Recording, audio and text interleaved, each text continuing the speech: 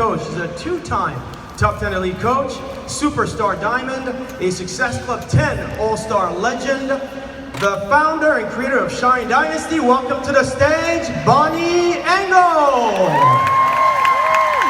Welcome, Bonnie. Joining Bonnie to stage, he's her success partner, BFF. What else is she to you, Bonnie? All kinds of great things. The bestest. There you go. She's a 2017 Top 10 Elite Coach. She's a 3-time Elite Coach, 12-star Diamond Coach, Success Club 10 All-Star Legend, the founder and creator of Team Uproar. Welcome to the stage, Angie Bellemare.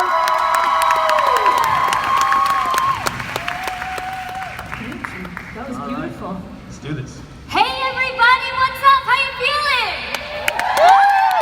Wow! Oh my God, it's a big room.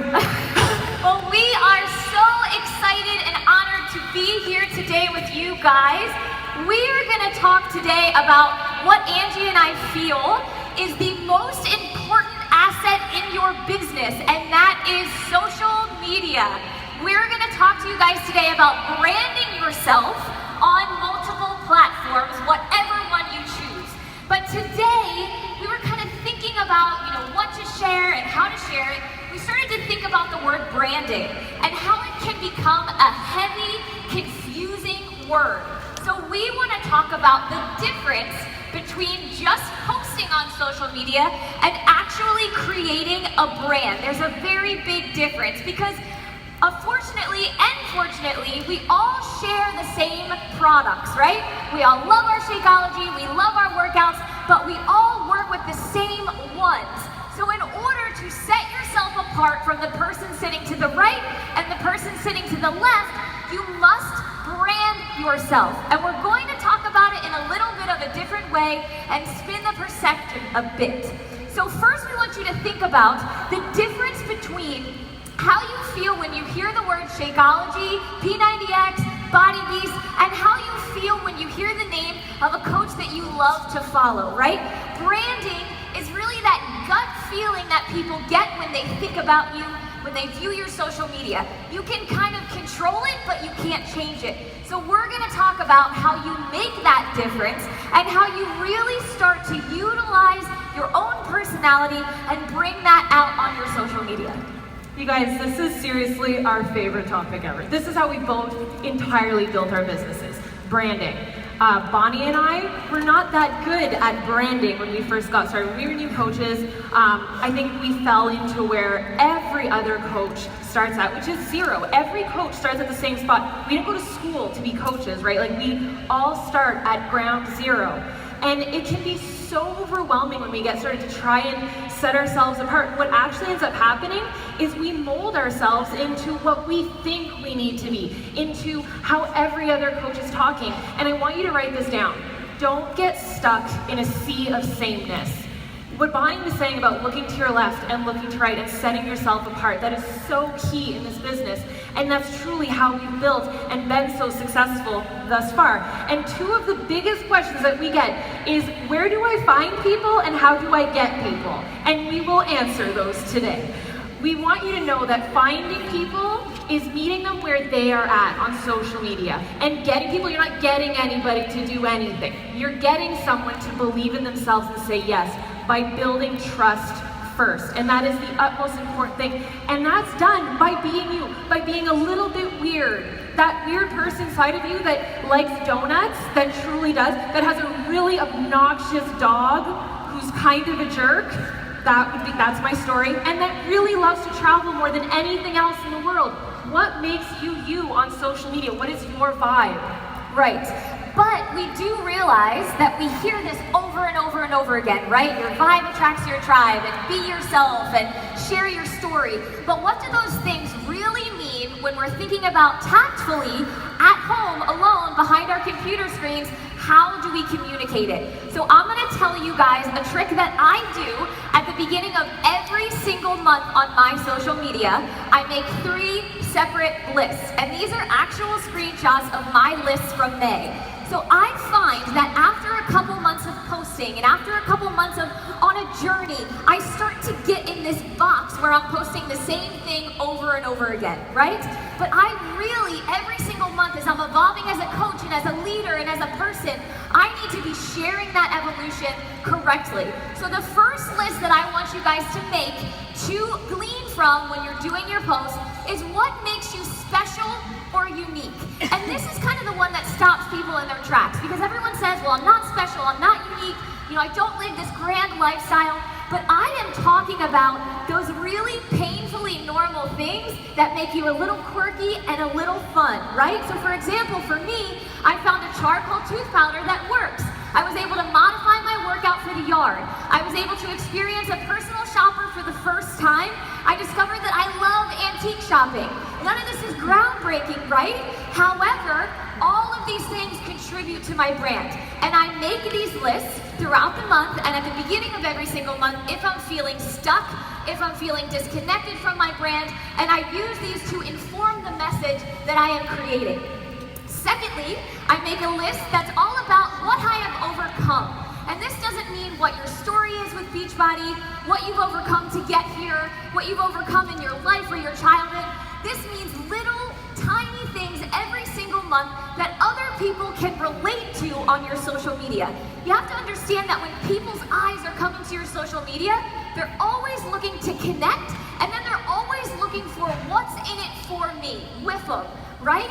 So when you view your social media and you're making these lists, try to think about, am I communicating what's in it for them? Am I accurately depicting who I am? So the second list, some examples. I passed out cookie cake at a party, winning.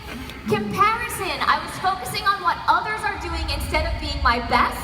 Super busy days before travel, getting my workout in, and folding the laundry. I mean, who doesn't feel like a champion when you folded the entire load of laundry, right? And then the third list, what is normal about me? And this is the one that I think a lot of people overlook. Your greatest branding superpower is who you are, but it's what's normal about you. The most searched thing about celebrities, what they wear to the grocery store, what they're doing with their kids that day, if they have food all over their shirt at the movies, that's what people want to know, right? So some examples of that would be, I've restarted the laundry 3 times today. I love the new Bruno Mars song. I took a nap at 3 p.m. on a Monday. And here's some examples of what you can start to post about. So this concept of making these lists is exactly what makes you human.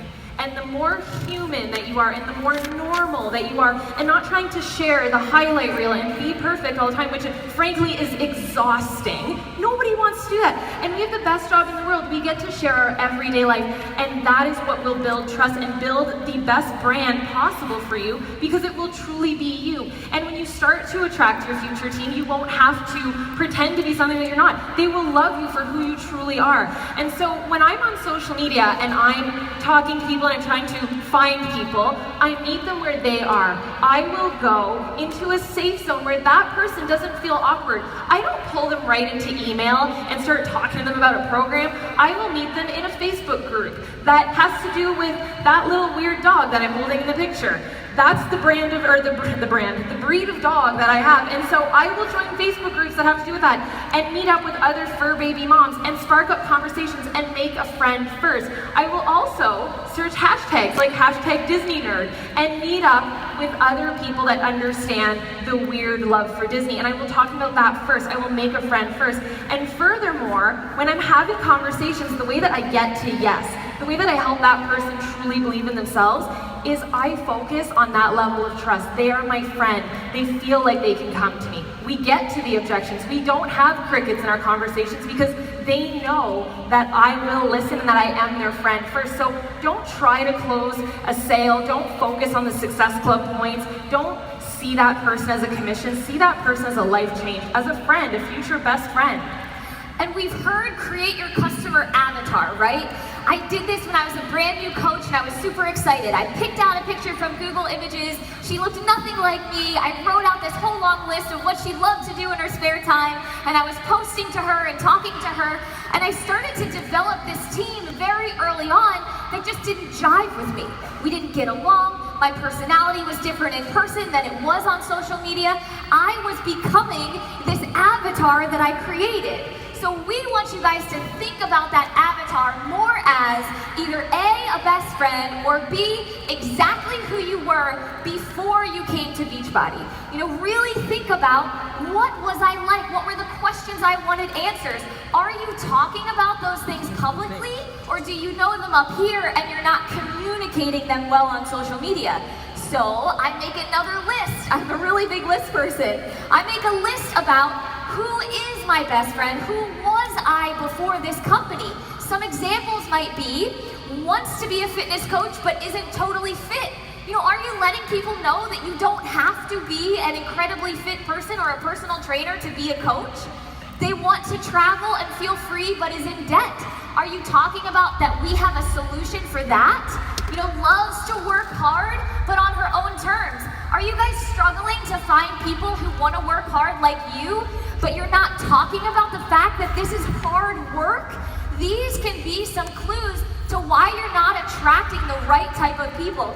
With these lists and these tools, you actually start to educate and inform the type of people that are coming to you, and that is branding at its very best. These pictures are so cool because they are pictures of our top leaders. As you start to put these things kind of into work from these seminars, you will find that over time, the people that you attract to you are exactly like you. It's kind of scary, it's kind of cool, it's kind of fun, but at the end of the day, that's what you want to attract. And a telltale sign for you might be, if you're not jiving completely with those people, then you might need to recreate your brand or hone in closer to who you are, or maybe you're not sharing enough of that. You guys, we have the greatest job. I think I've already told you that once, but I realize this on the daily because I don't have to wear pencil skirts. I do not have to stand around a water cooler and talk to people that I don't want to talk to. We get to work with who we want to work with. That is really freaking cool. These are some of my greatest friends. How neat would it be to sign up at U 2.0? That's pretty wicked awesome. The type of people that get you, that will eat donuts with you while wearing all Fabletics clothing. Like, that's kind of hashtag goals, right? Like, it's really neat to be surrounded by these people that are just like you, but you will never find these people unless you invite them. And we want to give you the goods today and actually show you how Bonnie and I invite and how we sign up amazing coaches on our teams and how we sign up those rock star challengers. So we do something called a soft invite. We will see both Bonnie and I do this. And I will honestly say, without feeling bad, we both kill it at this. So, listen up, yes. So soft invites are where you're dropping little nuggets, you're dropping little hints to paint the picture clearly for your audience of what the heck it is that you do and what the heck service it is that we offer, which is our challenge groups. And so we do that without asking for anything. This is where building trust comes in. You are asking for nothing for 7 days in a row. And then on day 7, you pop out that invite. And that's the 7-to-1 rule. You will breathe 7 days worth of pure freaking value for your followers and build that level of trust. And then on day 7, you will post 1 invite. Because so often as coaches, we don't understand why we're inviting people, we're posting, and we're talking about our challenge groups and nobody wants to join us. It's because that level of trust has not been built.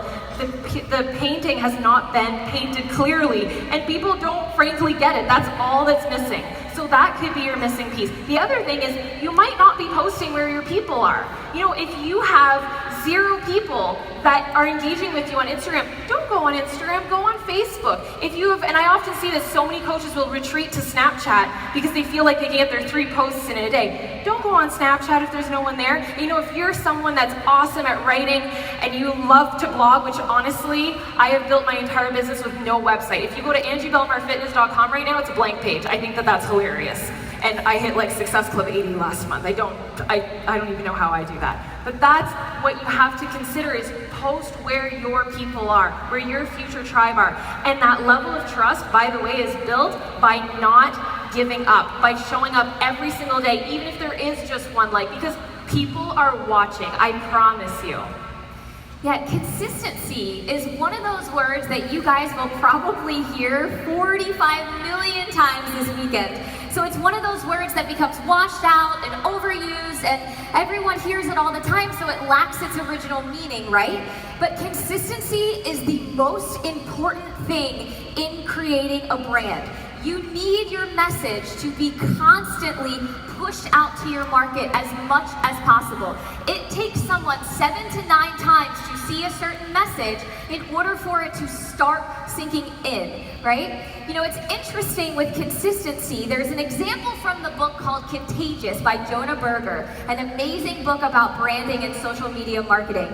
And he talks about the DARE campaign. I don't know if anyone remembers it, but when I was a young child, there was a campaign against drugs. They came to my school, it was on the news, there were commercials, there were t-shirts that they gave out that we wore, and it was interesting that the more they spoke about it and the more they told kids not to do drugs, they saw a huge spike in young adolescents trying drugs for the first time because they were curious about the consistent message that they were hearing, right? It doesn't matter what the message or the brand is, you can influence an entire group of people by simply showing up every single day. If you think about things that have had the most influence on you lately, it's because you see them everywhere. There's special pathways in our brain that when we see a certain message or we think it's a certain thought, then we're going to see it everywhere. If I asked everyone to look for all the blue in the room, no one would see the red, right? Unless we started talking about it.